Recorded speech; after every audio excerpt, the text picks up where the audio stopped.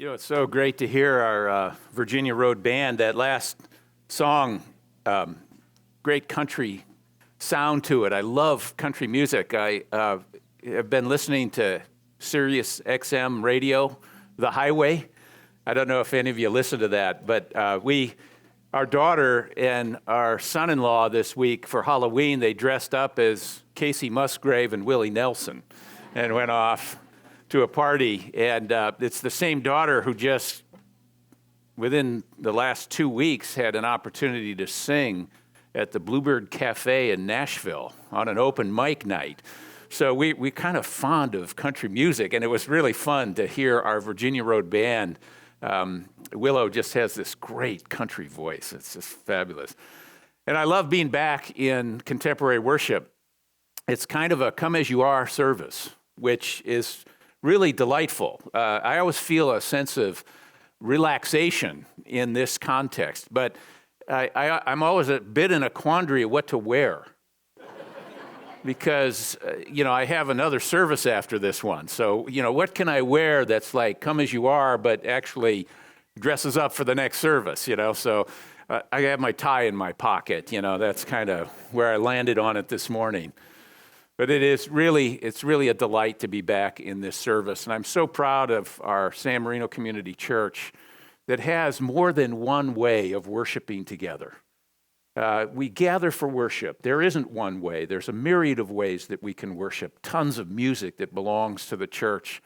Tons of ways of expressing the gospel in our worship and in our life together. So I'm grateful that we have the opportunity and grateful that you've taken the opportunity to come and worship with us.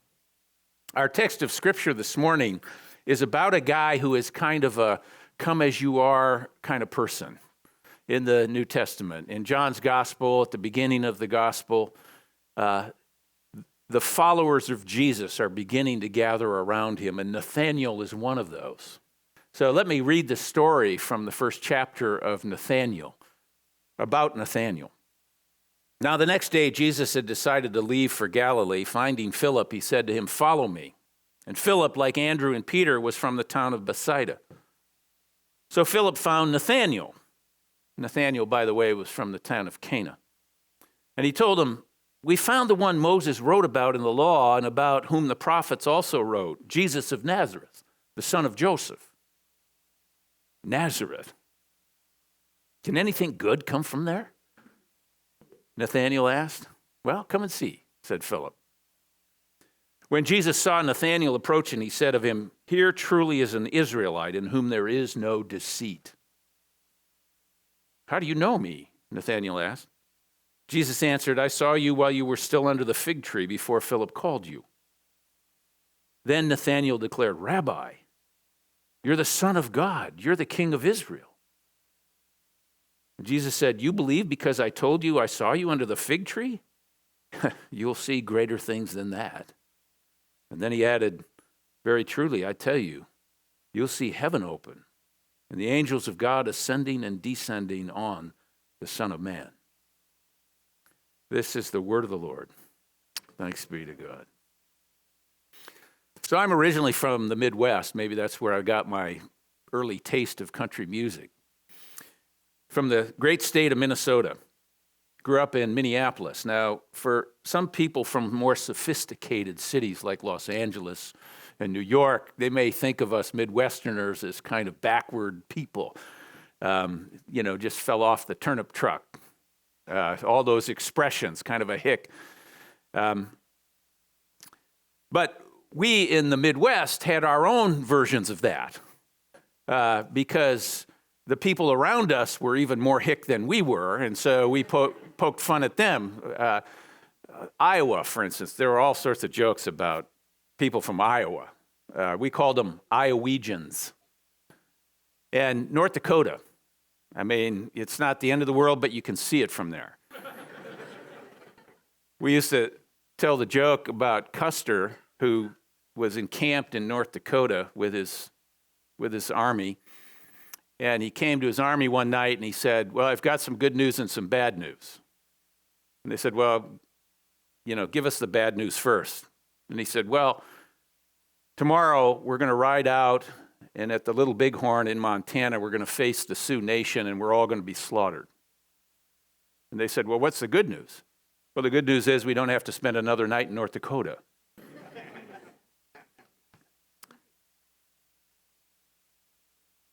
Apparently, Nazareth was that kind of place. Little like North Dakota or like Iowa. Can anything good come out of there? No one expected much to come from that part of the world. It was a backwater, an unsophisticated place, not quite with it. Nathanael was from Cana. Probably knew a few jokes about the people from Nazareth. You know, in the two cities that I grew up around, Minneapolis, St. Paul, they call it the Twin Cities.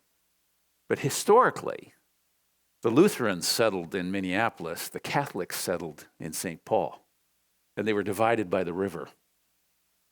And of course, through time and intermarriage and a variety of things, all of that changed. Nathanael's going to have to change his view of a lot of things. And so are we. When we come to Christ, as Nathanael did, and when we begin to discover, I mean, if you heard the progression in what I just read, you know, it starts off with the son of Joseph. That's how they describe him. Then it goes to rabbi, teacher. Then it moves to Son of God. Then it moves to King of Israel. I mean, you can see this progression as they're discovering who he is. And in discovering all of that, stuff has to begin to fall away for Nathanael. All his prejudice about people from Nazareth, for instance. It's going to have to dissipate. Nathanael wasn't a bad guy. Maybe he had a little chip on his shoulder, somewhat skeptical. But he had to rethink all of his assumptions about life, all of his presuppositions, and all his prejudices. Jesus, if we're in this series of the masks, right? How Jesus takes off our masks. Well, Jesus is kind of removing this mask of self-deception and self-importance. We don't know a lot about Nathanael, actually. I mean, he appears here at the beginning of the gospel, and he appears at the end of the gospel, but the other gospels, Matthew, Mark, and Luke, don't say anything about him at all. He's not listed in any of the lists of disciples. All we know is what's said about him here, that he was without, in the words I just read, deceit, or in other translations, without guile. He was a straight shooter. He was a kind of guy that what you see is what you get with Nathanael. He didn't try to cheat people. He wasn't duplicitous. John's gospel is unlike all the other gospels in this regard. We just heard some of the call narratives in John's gospel, as close as we get to the call. Follow me, right? But in the other gospels, it tells stories of Jesus coming along the shore and their fishermen working on their nets, and Jesus calls them and they drop their nets and off they go. You don't get that in John's gospel in the same way. In John's gospel, it's this kind of discovery. People just meet Jesus and they hear about him from their friends or their brothers or whatever, and there's this discovery that's going on individually and corporately. They're discovering who he is. Oh, he's just Joseph's son. He's from Nazareth. Oh, wait a minute. He's the Messiah. No, wait a minute. And they keep discovering more and more about who he is. And they're saying things in the first chapter that they won't even understand until after the resurrection, at the end of the story. There's a kind of a chain reaction that goes on in the Gospel of John. Some of John the Baptist's followers begin following Jesus after his baptism, and they tell their friends, and they go tell their brothers, and they tell their friends, and then this chain reaction begins to occur. It's almost like a contagion takes place. You know, it's a couple of years ago, it was really kind of a big thing to do a flash mob, you know, as everybody was learning about new social networking, and all of a sudden you could say, hey, you know, Let's all meet at, the mall and we'll do this, thing. And our church was involved in that several years ago. It was right at Santa Anita Mall. Our pianist organist, Lisa Edwards, was the one who played the piano at the mall, and all these singers from all over the place did the Hallelujah chorus in the mall. But you almost get that sense in the Gospel of John that it's like a social networking flash mob that's beginning to develop as people are finding out about who this Jesus is and what a difference that makes in life. They ascribe these titles to him, Son of God and King of Israel. They don't really understand what they're saying, but there's this dawning awareness, a slowly developing recognition that Jesus is God in the flesh in our midst. Very first verses of John in what's known as the prologue, it says, he came to what was his own, and his own people did not accept him. Now, Nathanael is an early example, but he changes his mind in the light of the presence of Christ, and he becomes then a person of faith. Not long ago, I was talking to a man who asked me, have I ever told you how the Lord got a hold of my life? And I said, no, I don't know if I've really ever heard that story. He said it was back in 1993, my life was falling apart. I figured my marriage had about 3 weeks left in it before we were going to separate. I was thinking of taking my own life, but I knew it would be hard on my children. I just couldn't see any way forward. I was at home, I was in my study, and I just got down on my knees. And I said, God, I don't even know if you exist. But if you do, please help me. Hey, the Lord surprised him on that day because he heard audibly these words, 4 words. It's not about you. And in that moment, he said 2 truths came home to me. One, apparently there's a God. And 2, I'm not it. I am not God. And those 2 truths came home to him in a way that changed his life. It created a different kind of chain reaction going on in his life than the one that had already been taking place and led him to a point where he felt there was no future. Now, this many years later, he seeks to serve Christ in everything he does. He's still married to his first wife. His children have grown up, and he visits his grandchildren every opportunity he gets. And he had this question in his mind, not unlike the question of Nathanael.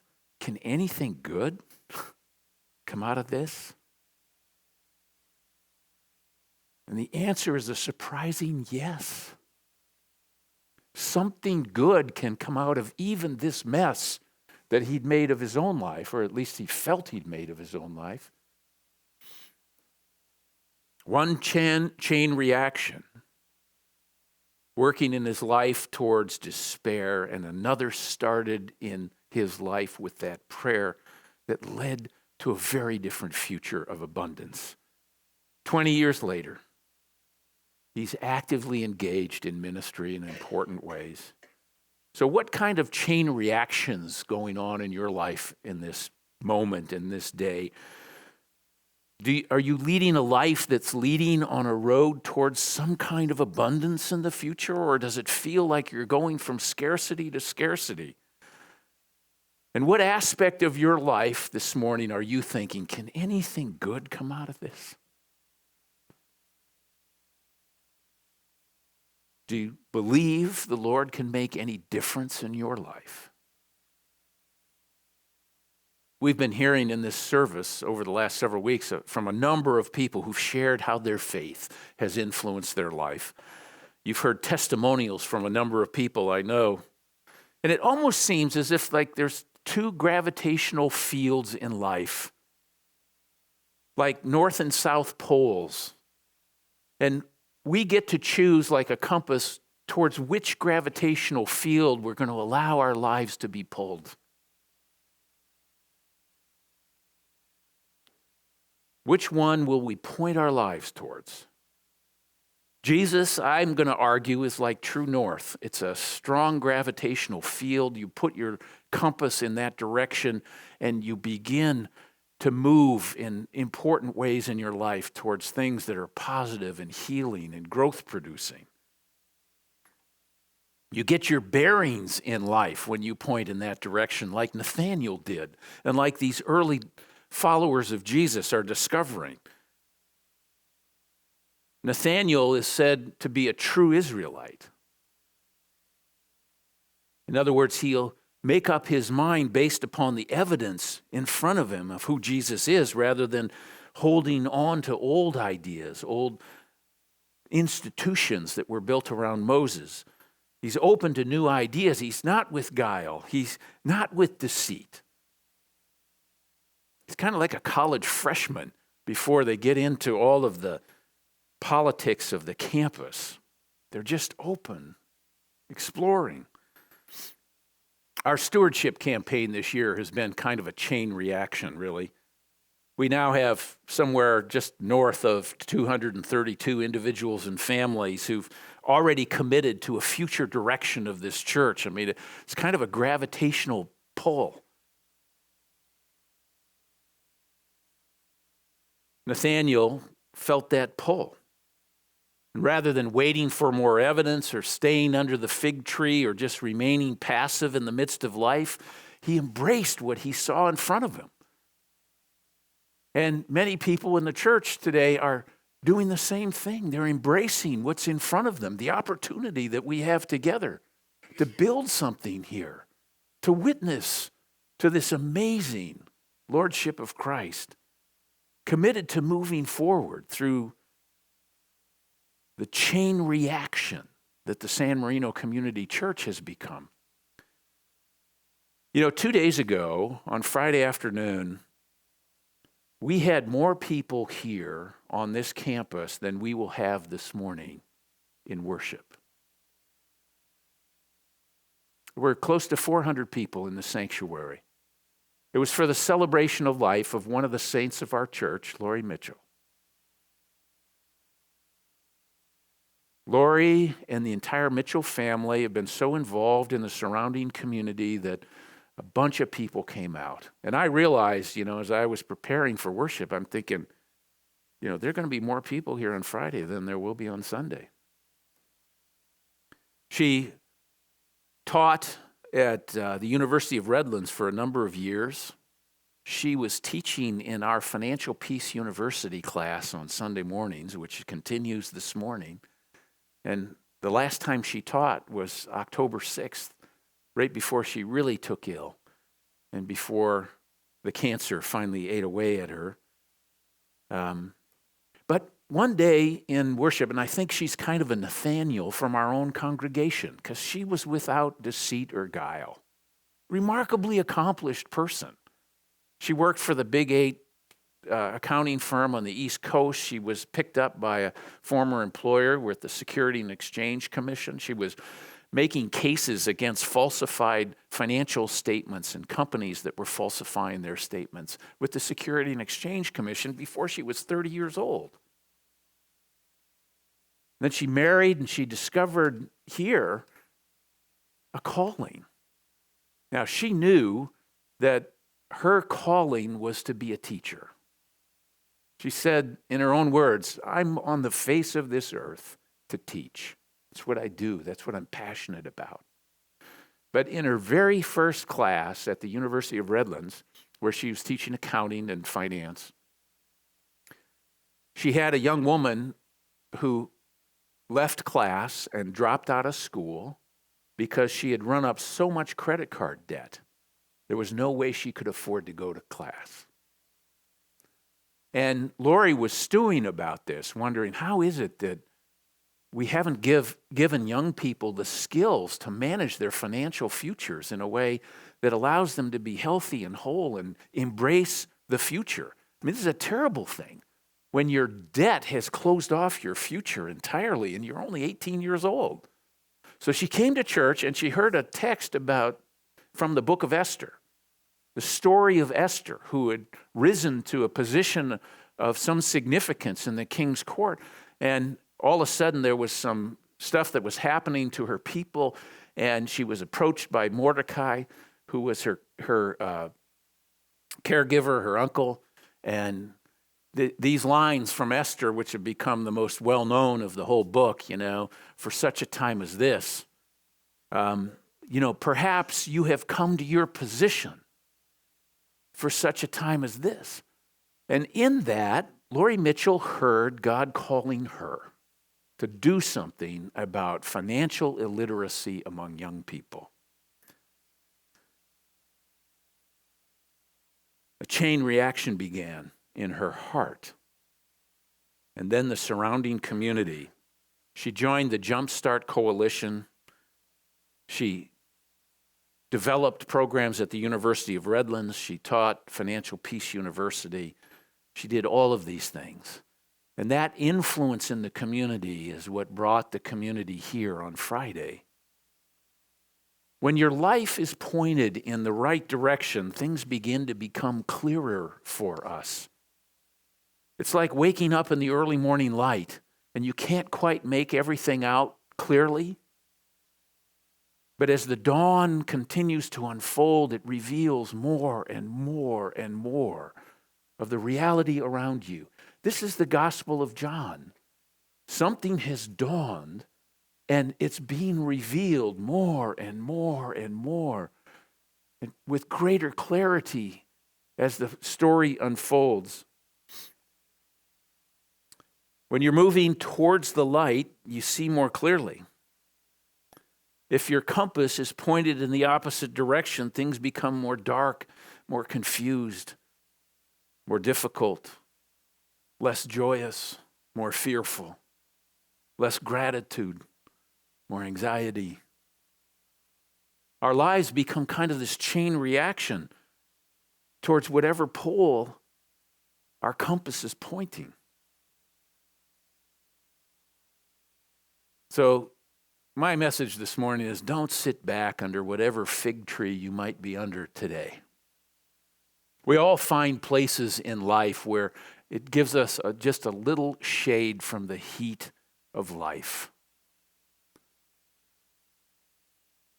But come and see for yourself like Nathanael did. If this is the one who can make a difference in your life and in this world. Come and see if Jesus is also able to provide that gravitational force that you need in your life, directing you towards something that can change your life for better and forever. Whatever you're wondering this morning, can anything good come out of this? Ask the Lord to guide you into some new and deeper understanding, some sense of wonder and awe at the gift of it all. Let me conclude with this. In The Tipping Point, Malcolm Gladwell's book from a number of years ago, he says this: the possibility of sudden change is at the center of the idea of the tipping point. These three characteristics: one, contagiousness, chain reaction. Two, the fact that little causes can have big effects. And three, that change happens not gradually, but in one dramatic moment. Those three principles are the same principles that define how measles will move through a grade school classroom, or how the flu attacks all of us every winter. Just hop on a plane, you'll get it. It also explains fashion crazes and technological developments that quickly become common like these. Right? Become so much a part of our lives. Change can happen suddenly and exponentially. So maybe today's a tipping point for you, and maybe like Lori Mitchell or like Nathanael, there's something unsettled within you. Maybe some word that's been said this morning that's touched a place. Maybe you're ready to get up from under that tree and discover for yourself the adventure of what faith is all about. I, too, can testify to that reality, that in this adventure of faith, even greater things will be revealed to us. It begins small, almost imperceptible sometimes, just a change in your heart, and it leads to incredible change. Thanks be to God. Amen.